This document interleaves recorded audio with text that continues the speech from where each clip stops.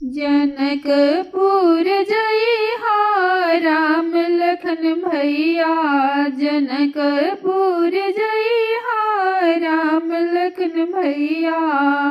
जनकपुर में कबूल खिलल बा, जनकपुर में कबूल खिलल बा। उन्हें तोड़िया राम लखन भैया, उन्हें तोड़ी लइहा राम लखन भैया।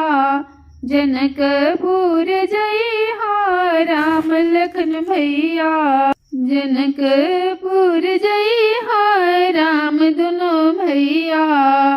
जनकपुर में को धनुष रखल बा, जनकपुर में को धनुष रखल बा।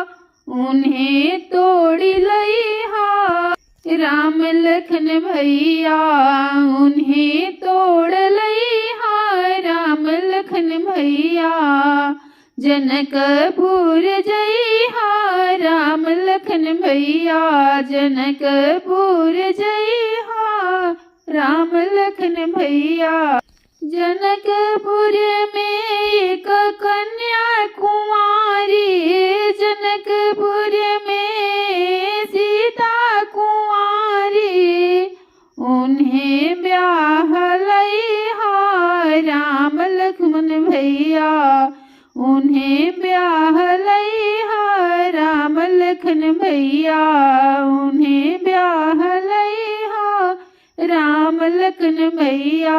जनकपुर जइहा राम लक्ष्मण भैया, जनकपुर जइहा राम लक्ष्मण भैया।